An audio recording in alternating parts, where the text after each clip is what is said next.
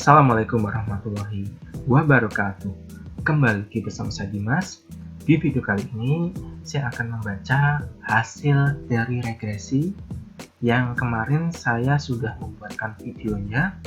Teman-teman bisa klik di atas, yaitu video terkait dengan tahap-tahap regresi menggunakan SPSS. Nah, di sini saya akan membaca hasil dari regresi yang kemarin saya buat. Saya akan memulai dari variabel enter. Hasil dari variabel enter memiliki kegunaan untuk menjelaskan variabel yang dimasukkan dan metode yang dipergunakan. Variabel yang digunakan dalam analisis ini adalah yang pertama, di sini dependent variabelnya penjualan atau Y.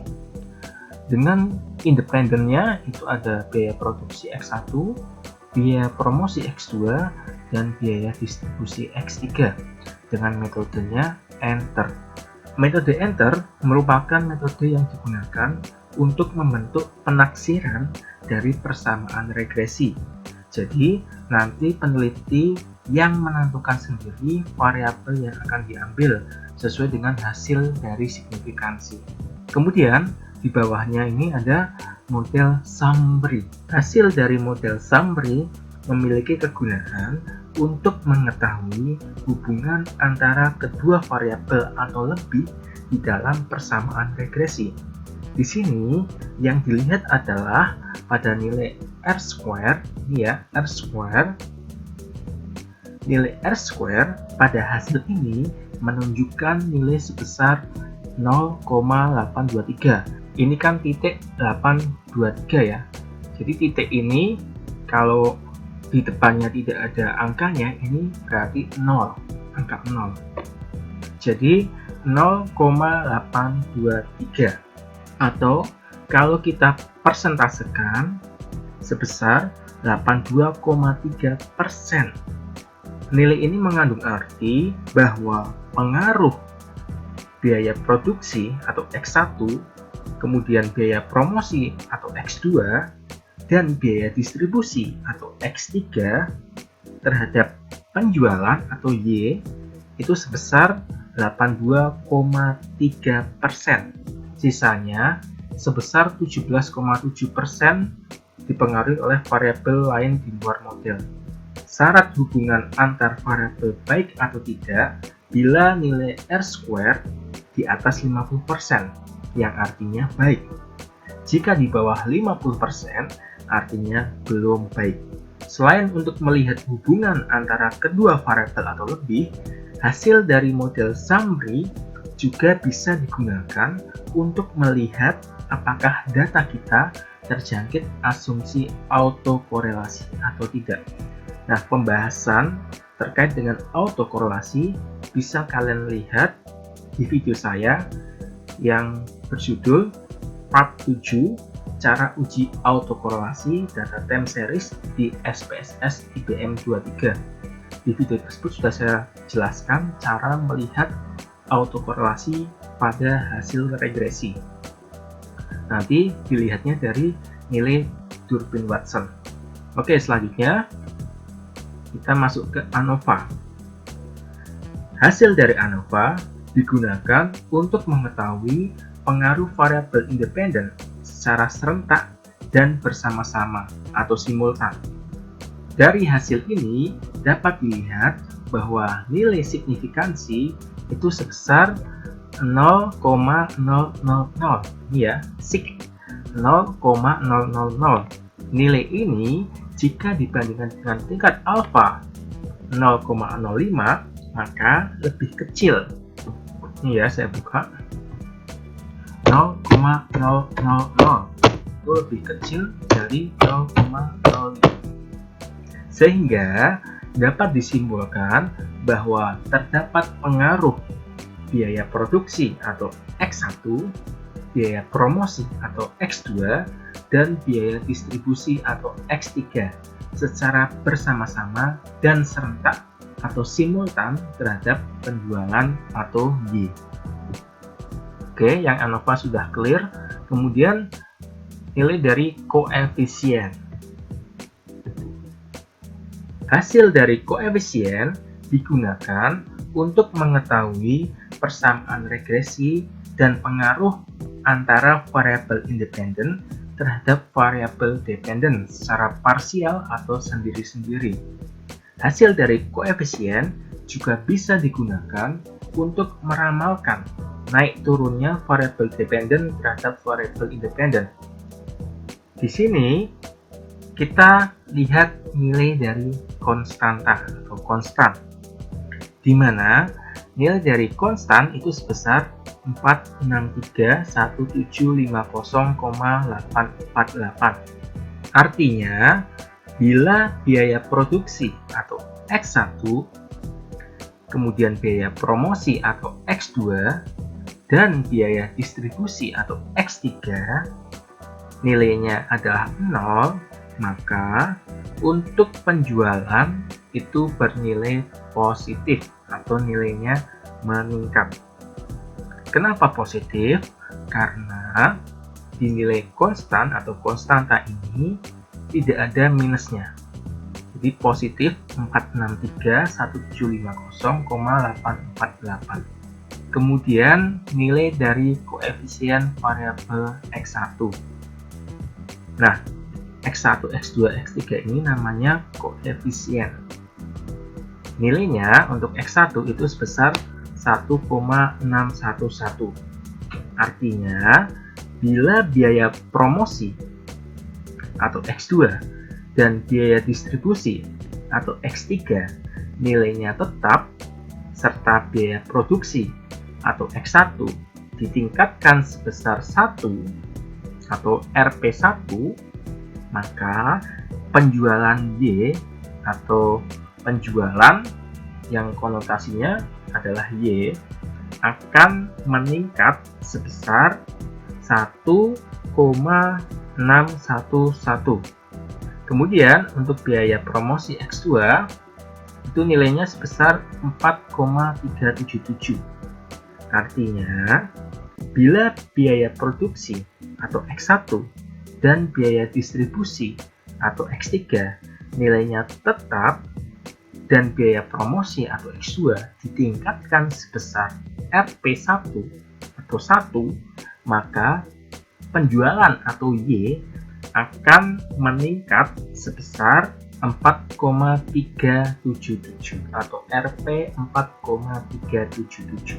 Yang terakhir, untuk X3 nilainya sebesar minus 1758. Artinya, bila biaya produksi atau X1 dan biaya promosi atau X2 nilainya tetap dan biaya distribusi atau X3 ditingkatkan sebesar RP1 atau 1, maka penjualan atau Y akan menurun sebesar 1,758.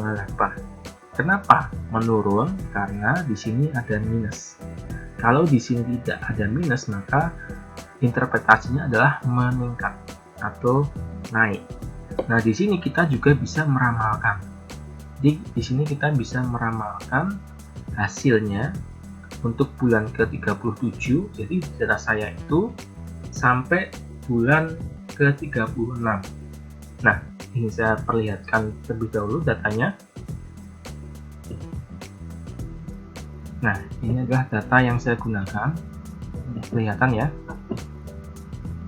Saya perbesar terlebih dahulu. Oke.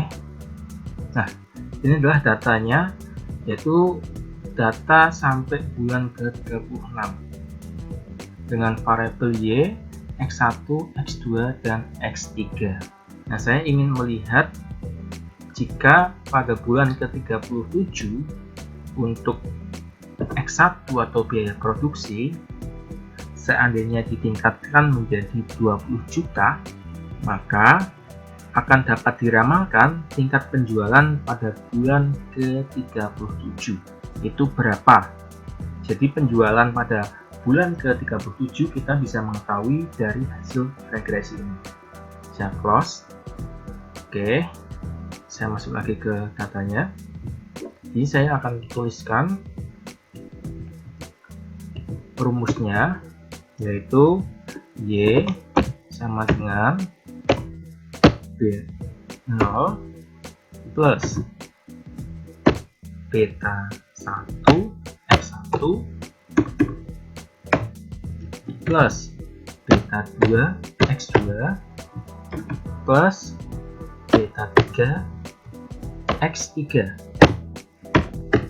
Keterangannya untuk Y ini merupakan variabel dependent yang diramalkan.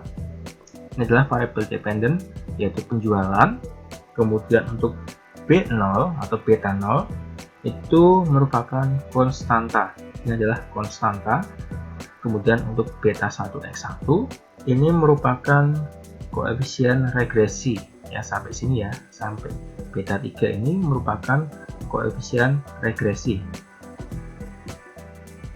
Oh ya, untuk X1, X2, dan X3 ini merupakan variabel independen. Jadi ini gabungan antara koefisien regresi dengan variabel independen. Nah, kita masukkan untuk Y. Untuk Y itu sebesar 4631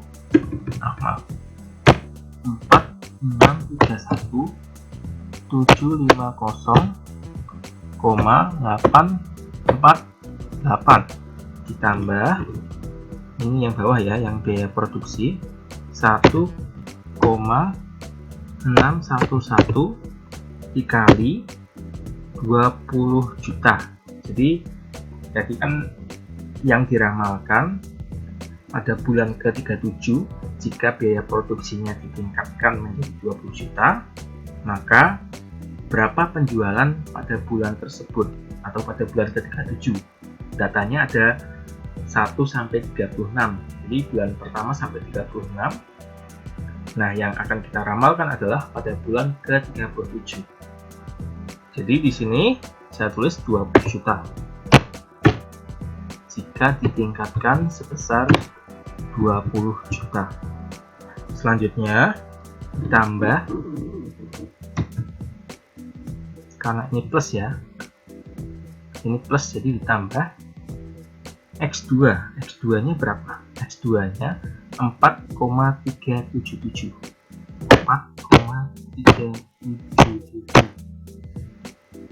dikali, oh ya, ini titik ini sama saja dengan kali ya.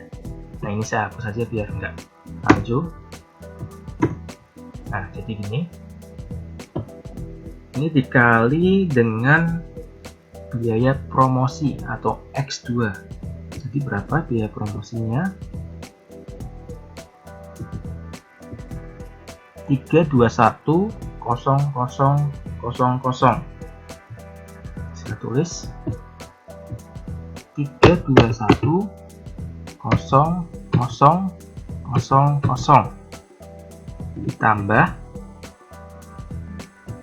ditambah maaf, bukan ditambah, dikurangi karena ini ya, ini kan minus, ini minus, jadi dikurangi 1,758 dikali X3. X3 itu apa? X3 biaya distribusi. Biaya distribusi ini sebesar 344.2000. 344.2000 ini ya, sama dengan 322.0000 ditambah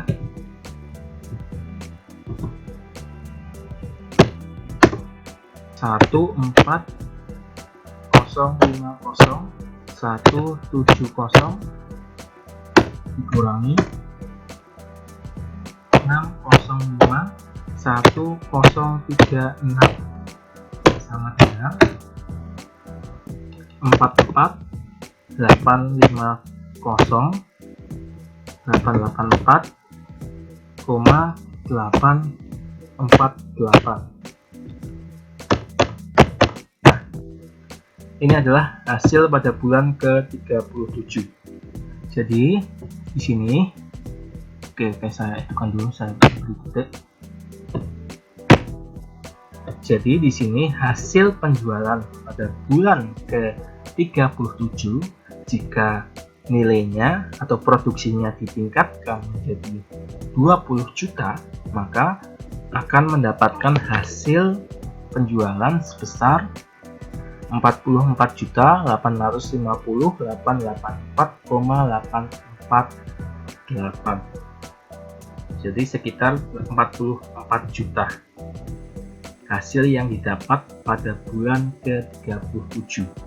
Jadi kesimpulannya, penjualan pada bulan ke-37 akan meningkat sebesar 44 juta sekian. Oke, kita lanjut lagi. Hasil dari koefisien juga dapat digunakan untuk melihat ada atau tidaknya gejala multikolineritas pada data. Untuk mendeteksinya, dapat dilihat dari nilai tolerans dan FIV. Bila semakin kecil nilai tolerans dan semakin besar nilai FIV, maka semakin besar peluang data terjangkit masalah multikolineritas. Dalam penelitian, biasanya menggunakan tingkat perbandingan 0,1 atau 10. Bila nilai tolerans dari variabel independen lebih besar dari 0,1 dan nilai FIV kurang dari 10, maka dapat ditarik kesimpulan model regresi tidak terjangkit masalah multikolineritas, begitu juga sebaliknya. Dari hasil tabel koefisien dapat dilihat bahwa nilai tolerans dari semua variabel independen, yaitu biaya produksi, biaya promosi, dan biaya distribusi, itu lebih besar dari 0,1. Nah, jadi ini ya, biaya produksi untuk nilai tolerans itu 0,113. Kalau kita bandingkan dengan 0,1, maka ini lebih besar. Kemudian biaya promosi juga sama, 0,119. Jika bandingkan dengan 0,1, maka ini lebih besar. Untuk biaya distribusi juga sama, 0,340. Jika dibandingkan dengan 0,1, maka lebih besar juga. Lain halnya dengan tolerans, untuk nilai FIV dari semua variabel independen nilainya lebih kecil dari 10. Ini ya. Untuk X1 nilainya sebesar 8,837. Nilai ini lebih kecil dari 10. Untuk X2 8,429. Nilai ini juga lebih kecil dari 10, dan untuk X3 2,936. Nilai ini juga lebih kecil dari 10. Jadi kesimpulannya, model regresi tidak terjangkit masalah multikolineritas. Selain menggunakan nilai tolerans dan FIV untuk melihat ada atau tidaknya masalah multikolineritas, juga bisa menggunakan nilai eigenvalue dan conditional index pada tabel colinarity diagnostic. Jadi kita masuk ke tabel colinarity diagnostic. Nah, hasil di sini kadang sama dengan hasil dari tolerans dan FIV, tapi kadang juga berbeda. Jadi alternatifnya, selain menggunakan tolerans dan FIV, kalian juga bisa menggunakan hasil dari colinarity diagnostic. Hasil dari colinarity diagnostic digunakan untuk melihat ada atau tidaknya masalah multikolineritas. Yang perlu diperhatikan pada tabel ini adalah nilai dari eigenvalue dan conditional index atau condition index. Bila nilai eigenvalue lebih dari 0,01 dan condition index kurang dari 30, maka dapat ditarik kesimpulan bahwa tidak terjadi gejala multikolineritas pada model regresi. Hasil pada tabel ini dapat dilihat bahwa nilai eigenvalue ini ya sebesar 0,004, artinya kurang dari 0,01, dan nilai condition index lebih dari 30. Ini ya, lebih dari 30. Maka dapat disimpulkan jika menggunakan nilai eigenvalue dan condition index bahwa telah terjadi gejala multikolinialitas pada model regresi. Tadi kan dengan nilai tolerance dan PIV itu tidak terjadi multikolinialitas, tapi dengan nilai eigenvalue dan condition index ini justru terjadi multikolinialitas. Kemudian di bawahnya ada nilai dari residual statistik. Hasil dari residual statistik digunakan untuk melihat nilai maksimum, minimum, rata-rata, standar deviasi, dan jumlah data. Untuk hasilnya sesuai dengan angka yang tertera pada masing-masing submenu. Misal, untuk minimumnya, untuk residualnya sekian, maksimum sekian, dan sekian. Nah, ini bisa diinterpretasikan sendiri.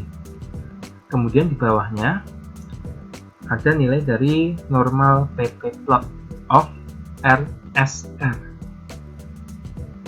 Hasil dari penyebaran titik pada grafik normal PP plot digunakan untuk melihat apakah data berdistribusi normal atau sebaliknya, yaitu tidak berdistribusi normal. Ketentuannya, bila penyebaran titik-titik menyebar pada garis lurus atau diagonal dan menjauh dari garis lurus atau sedikit menjauh, maka data tidak berdistribusi normal. Dari hasil grafik ini menunjukkan penyebaran titik-titik menyebar pada garis lurus dan sedikit menjauh dari garis lurus. Ini ya, ini titik-titiknya itu menyebar dan ada yang sedikit menjauh. Jadi tidak semua menempel pada garis lurus ini. Sehingga dapat ditarik kesimpulan bahwa data tidak berdistribusi normal. Kemudian bawahnya ini adalah hasil dari scatter plot. Hasil dari scatter plot digunakan untuk melihat ada atau tidaknya gejala heteroskedastisitas pada model regresi. Ketentuannya, bila titik-titik menyebar dengan pola yang tidak jelas di atas serta di bawah angka 0 pada sumbu Y, maka kesimpulannya tidak terdapat masalah atau gejala heteroskedastisitas. Dari hasil ini dapat dilihat bahwa titik-titik pada scatter plot itu menyebar dengan pola acak. Ya, ini polanya acak atau tidak jelas. Jadi tidak dalam satu pola. Biasanya kalau satu pola itu kan mengumpul jadi satu, tapi ini tidak, sehingga dapat ditarik kesimpulan bahwa tidak terdapat masalah heteroskedastisitas pada model regresi. Kemudian bawahnya ini adalah hasil dari cache processing summary.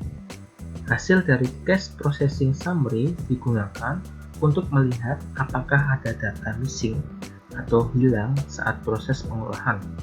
Ketentuannya dengan melihat pada nilai N. Ini ya, pada nilai N. Nah, N ini berjumlah untuk Y, X1, X2, dan X3 itu berjumlah 36. Nah, data saya memang berjumlahnya 36. Jadi tidak ada yang hilang pada data ini. Selain dengan melihat pada N atau jumlahnya, kita juga bisa melihat pada persennya. Ini kan 100%. Maka data ini masuk semua. Ke-36 data ini masuk semua dalam proses regresi. Jadi tidak ada data yang hilang di sini. Yang terakhir, kita baca hasil dari test of normality. Hasil dari test of normality digunakan untuk melihat apakah data berdistribusi normal atau tidak. Ketentuannya, bila signifikansi atau sig nilainya lebih besar dari 0,05, maka data berdistribusi normal. Begitu pula sebaliknya. Dari hasil ini dapat dilihat bahwa nilai signifikansi untuk penjualan atau Y itu sebesar 0,071, kemudian biaya produksi atau X1 0,013, biaya promosi 0,079, dan biaya distribusi 0,072. Ini saya copy dulu.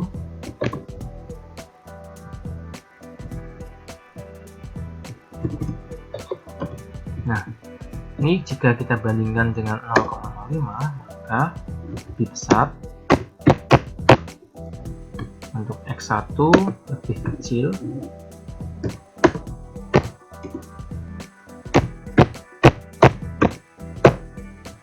untuk X2 itu lebih besar, dan untuk X3 itu lebih besar juga.